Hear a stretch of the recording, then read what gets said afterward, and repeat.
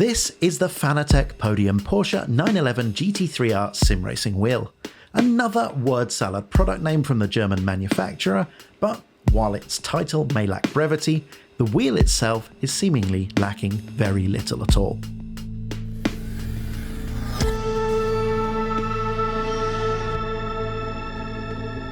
Hello fellow sim racers. The obvious place to start this video about the Porsche rim is by talking about an entirely different wheel.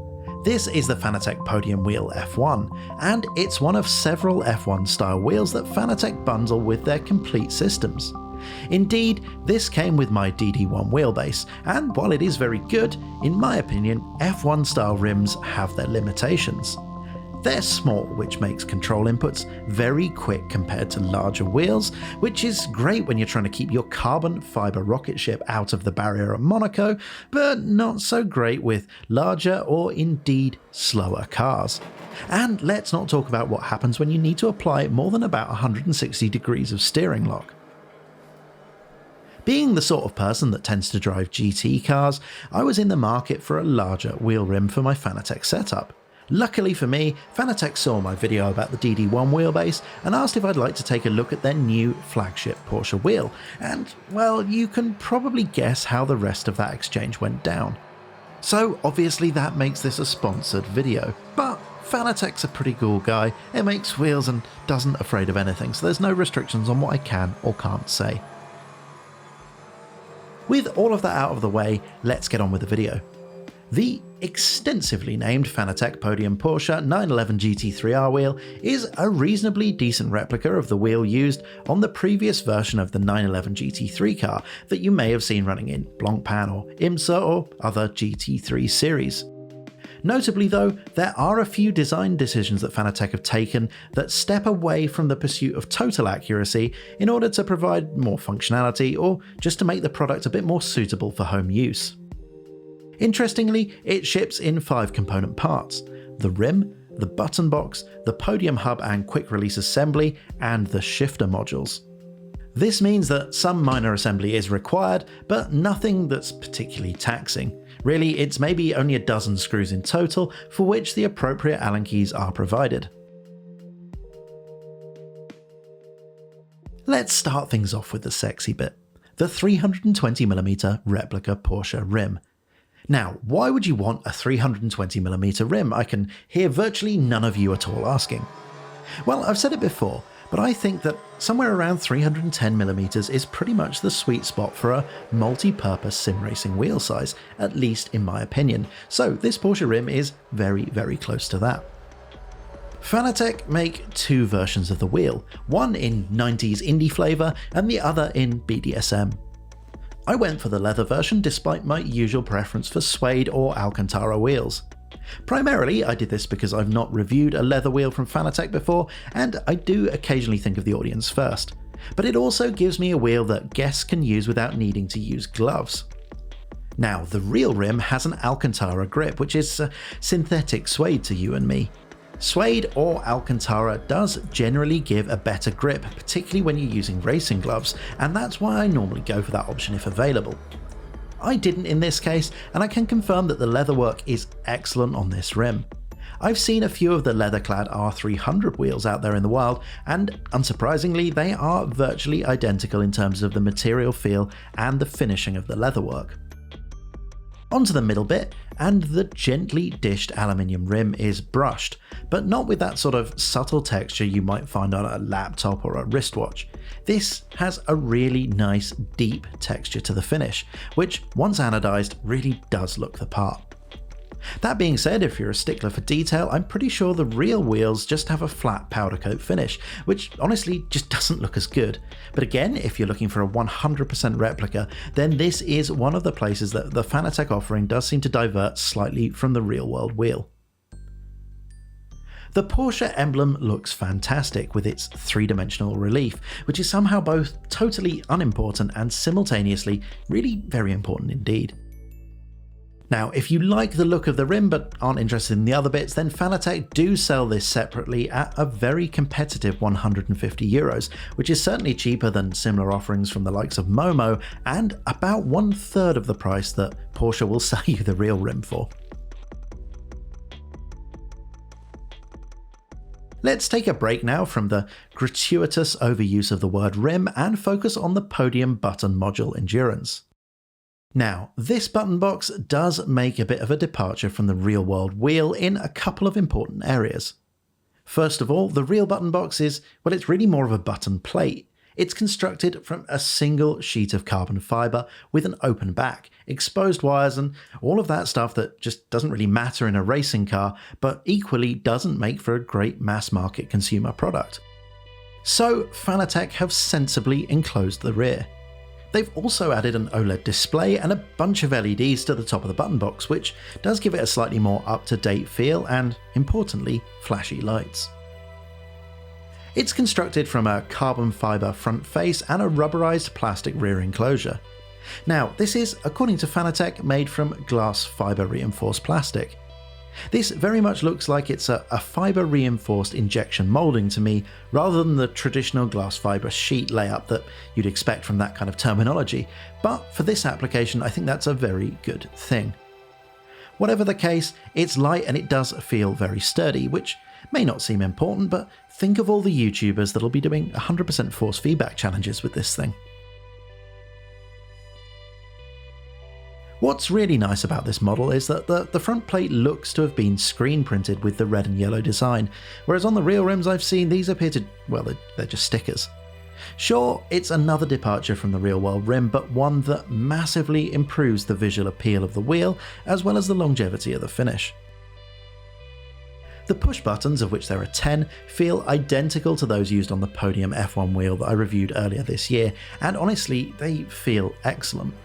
They've got good resistance, which means you're unlikely to press one by accident while your noodle arms flail around the cockpit, and you also get a good tactile feedback, letting you know that you've pressed one of them intentionally.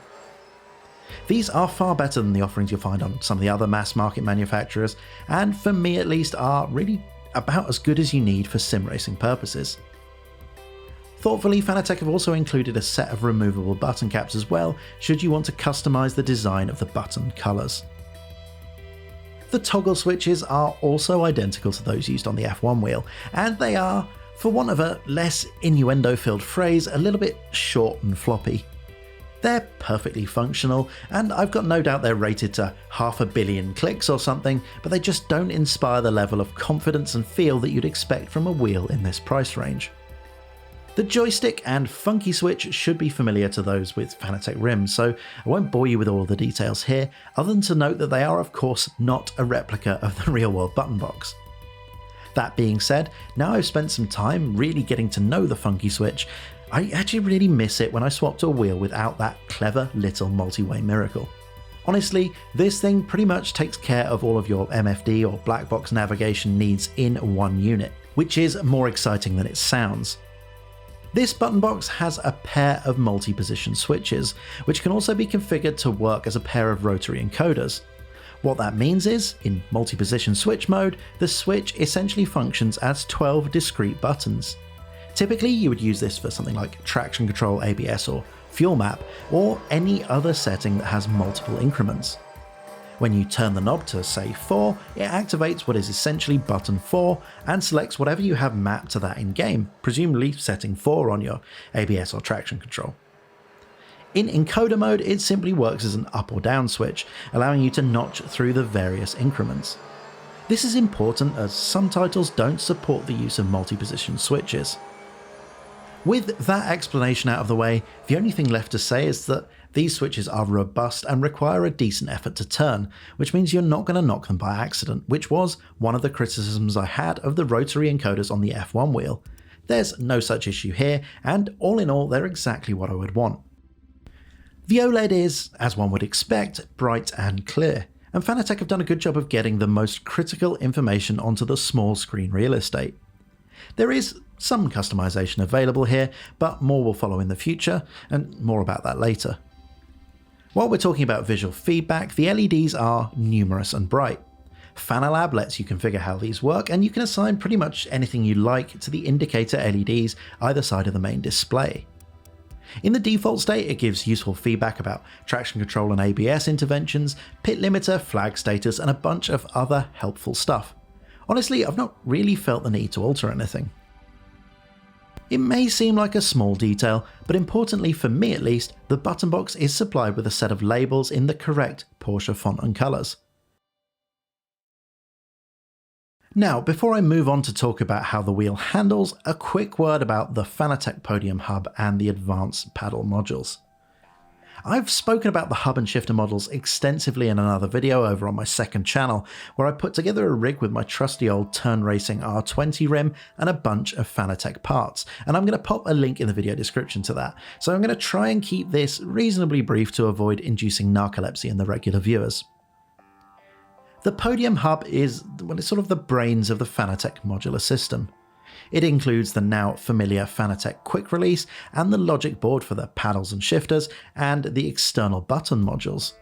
It also has a USB-C connector on the bottom, which Fanatec is at pains to point out isn't actually a USB port, so you can't, for example, plug in a USB button box and expect that to pass through data to your PC, sadly. What it does do is pass through data from the Endurance button module to the Podium Hub and vice versa.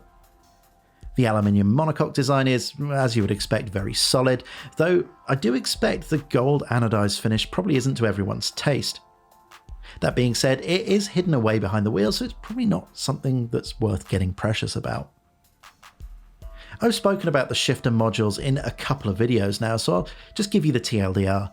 They are the best shifter feel that I've experienced on a commercial wheel by quite a long way, and honestly, they feel every bit as good as some of the multi-thousand-euro bespoke wheels that I've tested before.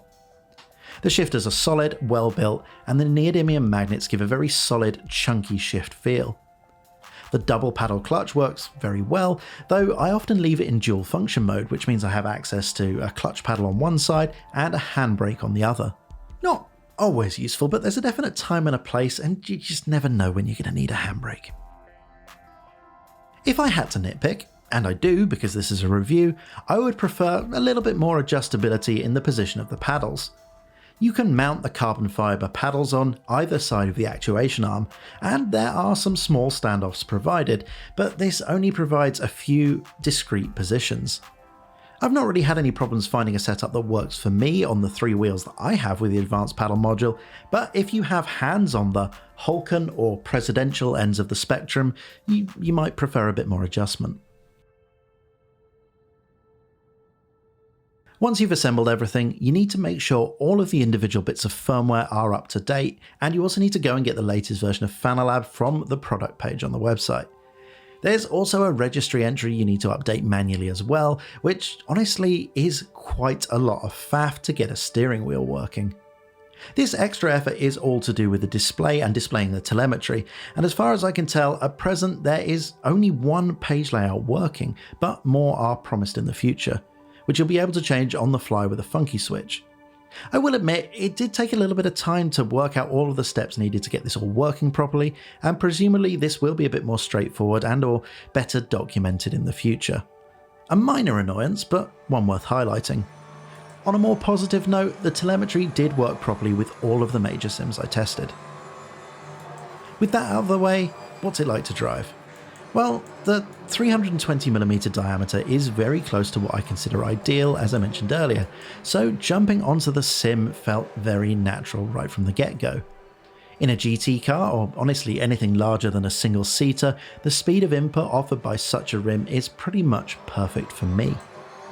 As I've said before, those small formula rims can feel a bit twitchy in larger cars, and obviously become completely unusable once you get past about 160 degrees of lock. Not an issue in an F1 car, but totally hopeless in bigger and especially older vehicles that require more rotation of the steering wheel.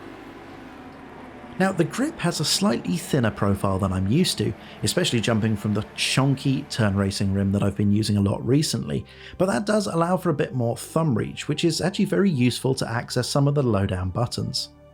While we're talking grip, the leather does offer a really good feel in hand and excellent grip, but my experience tells me that the suede option will be better for those that like to turn the power up to 11 as long as they're wearing gloves.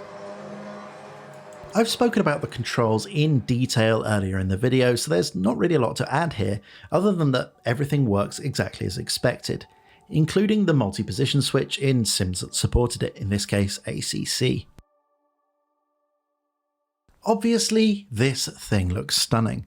The fit and the finish of all of the parts is exemplary, as is befitting of Fanatec's flagship offering.